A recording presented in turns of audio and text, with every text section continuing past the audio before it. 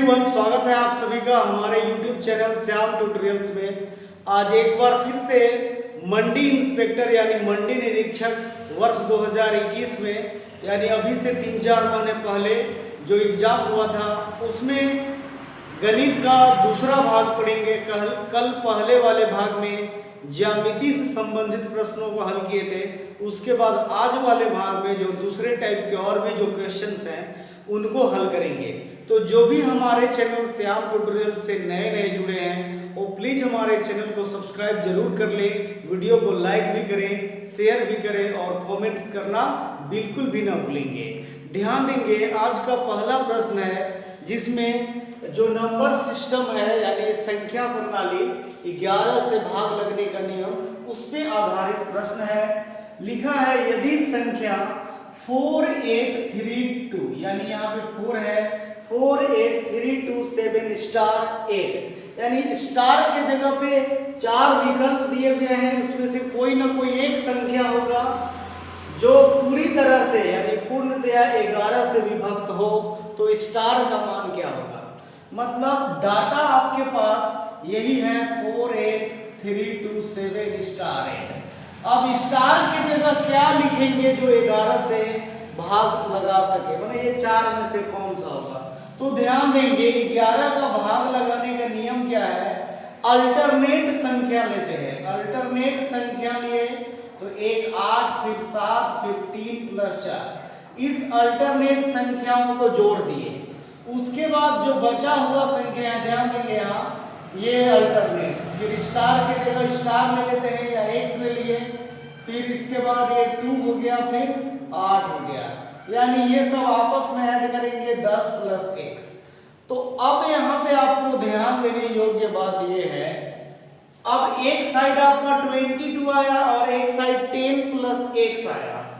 ऐसे में क्या करते हैं, यहाँ पे हमको कुछ न कुछ एक संख्या लिखना होगा, ध्यान देंगे। और ये दोनों को फिर यहाँ कोई ना कोई संख्या लिखेंगे तो उस संख्या आपस में 10 से जुटेगा। उसके बाद ये दोनों को आपस में माइनस करेंगे, ध्यान देंगे। यानी अल्टरनेट जो संख्या लिया जाता है और उसको आप फिर ऐड करने के बाद माइनस करते हैं। यदि माइनस करने पर 0 या फिर 11 का टेबल में आए, 11 का टेबल में यानी 11 आए 22 आए 33 आए या फिर 0 आए तो वो 11 से गुणज होता है। तो यहाँ देखेंगे एक साइड 22 है और ये 10। अब हम यहाँ चारों ऑप्शन बारी बारी लेने की कोशिश करते हैं, ध्यान देंगे। यदि हम x के जगह पे 3 लिए तो ये क्या आ जाएगा, 10 और 3 13 आया। एक साइड का अपना 22 है तो 22 में 13 घटाए तो 9, यानी इस विकल्प के आधार पे 5 से तो नहीं बनेगा। एक साइड 22 आया और एक साइड 10, यहाँ विकल्प के अनुसार x यानी अगला मान लीजिए 3 है, उसके आधार पर लिए तो 22 और एक 13, तो 22 और 13 को आपस में घटाएंगे। सॉरी x का वैल्यू 3 ले लिए बारी बारी। अगला मान लीजिए 5 लेते हैं, 10 और 5 कितना हो गया 15, तो 22 में से 15 घटाएंगे तो भी 7 आएगा। उसी प्रकार से अगला एक साइड तो 22 आया, फिर अगला एक साइड 2 है, एक स्टार की जगह पर 2 लिए तो 22 और एक 12 आपस में घटा देंगे तो 10 आएगा। यानी तीनों कंडीशन से नहीं आया। अब लास्ट बचा है इस एक वाला, तो यहाँ देखिए एक साइड 22 और एक साइड 10 प्लस x यानी स्टार की जगह, तो स्टार वाली जगह पे हम 1 लेंगे तो 10 और 1 क्या होगा 11 आएगा। यानी यही दोनों का अंतर, यानी 22 और 11 का अंतर क्या आ गया 11 आया। तो हम लोग यही पढ़े हैं कि यदि डिफरेंस माने अल्टरनेट संख्याओं को लेने के बाद डिफरेंस यदि 0 आए या फिर 11 के गुणज में आए तो हम लोग तुरंत उसको क्या मानते हैं 11 का गुणज मानते हैं। तो ऑप्शन डी होगा। ध्यान देंगे, इसको आप सिस्टमैटिक नहीं तो एकदम नॉर्मल कॉन्सेप्ट ऑप्शन के आधार पर भी बने। अल्टरनेट संख्याओं को लिए तो 22, एक इधर वाला 10 आया, अब क्या लेंगे तो 10 में बारी बारी आप जोड़िए तो उससे अच्छा है कि यहाँ 1 जोड़े तो 10 और 1 11, यानी 22 में से 11 घटाएंगे तो 11, 2 जोड़ते तो 10 2 12, 22 में 12 घटाते तो 10 आता। यानी क्लियर है कि यहाँ 1 जोड़ेंगे, 1 लिखेंगे स्टार की जगह पे। तो फाइनल ऑप्शन डी जो होगा 1 होगा। ध्यान देंगे अगला प्रश्न है, यदि एक बहुपद fx को 2x + 3 से भाग दे तो शेषफल क्या होगा। यहाँ देखिए 2x + 3 से भाग देना है, किसको भाग देना है वो एकदम क्लियर नहीं है, तो वैसी स्थिति के लिए हम लोग मानते हैं 0, यानी 2x + 3 बराबर 0, तो 2x बराबर क्या हो जाएगा 0 - 3, यानी x 2x बराबर 0 - 3 यानी सिर्फ -3, तो x बराबर हो जाएगा -3/2, यानी क्या हो जाएगा x का वैल्यू -3/2 यानी fx, तो f -3/2 ये हो जाएगा फाइनल आंसर।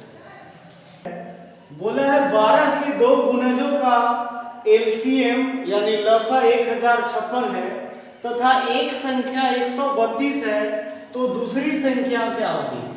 ध्यान देंगे 12 का दो गुणज बोला जाए या भाग लगने वाली, तो आपको मौसा मानना है, यानी कहने का मतलब एलसीएम क्या हुआ 1056, तो एचसीएफ यानी एचसीएफ किसको बोलते हैं मौसा को, एलसीएम लसा को, एचसीएफ मौसा को, तो जो गुणज होता है वही मौसा होता है, यानी एचसीएफ 12 होगा, और एक संख्या यानी ए 132 है, तो दूसरी संख्या बी क्या होगी।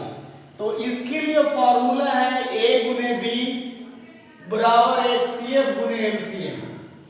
a का मतलब पहली संख्या एक संख्या 132, b नहीं पता है, एचसीएफ जो गुणज होता है वही यानी 12, एलसीएम 1056। यहाँ ध्यान देंगे 12 से 11, 12 एकम 12 यानी 11 बार में कटेगा, तो ये 11b बराबर 1056 हुआ। अब 11 से 9 बार में 99, और यहाँ 6 यानी 11 से 6 बार में 76, यानी जो दूसरी संख्या है वो क्या हो जाएगी 96। इसमें मेन ध्यान देना है कि जो गुणज बोलता है या किसी के विभाजित बोलेगा या पहाड़ा में बोले टेबल में, तो इसका मतलब है कि ये सीएफ वही है, तो चूंकि वो 12 से कटता है, तो जो सबसे दोनों को काट सके भाग लगा सके वही संख्या एक सीएफ होता है, तो इसीलिए मौसा 12 होगा, यानी जो गुणज होगा वही एक सीएफ मौसा होगा। और लसा और पहली संख्या दिया हुआ है, तो उसका फॉर्मूला है a × b बराबर HCF × LCM, और इसके आधार पर b यानी दूसरी संख्या 96 लिखा है। यदि 60 वस्तु के क्रय मूल्य 40 वस्तु के विक्रय मूल्य के बराबर है तो लाभ प्रतिशत कितना है। ध्यान देंगे इसमें जैसे दिया हुआ है वो लिखेंगे। क्या दिया है 60 वस्तु का क्रय मूल्य, ध्यान देंगे 40 के विक्रय मूल्य के बराबर है, यानी 60 का क्रय मूल्य बराबर 40 का विक्रय मूल्य। अब यहाँ ध्यान देंगे बहुत सारे लोगों को कंफ्यूजन यहाँ होता है, जैसे हम लोग 2x बराबर 3y लिखते हैं तो उसमें x का वैल्यू 3 हो जाता है और y का वैल्यू 2 हो जाता है, यानी x बराबर 3 y बराबर 2। तो उसी तरह से 60 वस्तु का क्रय मूल्य दिया है 40 के विक्रय मूल्य के बराबर है, तो क्रय मूल्य बराबर इधर वाला हो जाएगा, यानी कितना क्रय मूल्य 40 वस्तु और विक्रय मूल्य बराबर इधर वाले वस्तु हो जाएगा, यानी विक्रय मूल्य कितना 60 वस्तु। अब ध्यान देंगे खरीदा 40 वस्तु और बेच रहा है 60 वस्तु, तो क्या होगा लाभ। तो लाभ बराबर तो फॉर्मूला भी है विक्रय मूल्य माइनस क्रय मूल्य, तो विक्रय मूल्य 60 माइनस 40 यानी लाभ हो गया 20 वस्तु। ध्यान देंगे अब लाभ होता है तो गणित में यहाँ लाभ प्रतिशत निकलता है और हानि होता तो हानि प्रतिशत। तो लाभ प्रतिशत के लिए फॉर्मूला है लाभ × 100 बटा क्रय मूल्य, और लाभ कितना हो गया 20 वस्तु × 100, और क्रय मूल्य जो दिया हुआ है यहाँ देखिए क्वेश्चन में आया 40, इसको लिखेंगे। ये दोनों कट गया 2 दूनी 4, 2 बचे 10, यानी कितना प्रतिशत का लाभ हुआ तो 50% जो है वो फाइनल आंसर। इसमें मेन कॉन्सेप्ट है ऐसे लिखना, फिर क्रय मूल्य विक्रय मूल्य ढूंढ लिए। अब खरीदे 40 वस्तु और बेचे 60, यानी विक्रय मूल्य ज्यादा हुआ तो लाभ हो गया 20 वस्तु, फिर लाभ प्रतिशत, लाभ गुने 100 बटा क्रैमूल पे निकाल दिए 20 गुने 100 बटे 40, ये काट दिए 2 दूनी 4, 2 से बचे 10 यानी 50%। Final answer. अंतिम प्रश्न है जो वर्गमूल घनमूल से संबंधित है, बहुत इजी है, बस आपको घनमूल याद होना चाहिए। मेन ध्यान दीजिएगा, कुछ लोग तो घनमूल दे दिया इसलिए भी नहीं बना पाते हैं, पॉइंट दे दिया। तो इसमें 2-3 कॉन्सेप्ट है।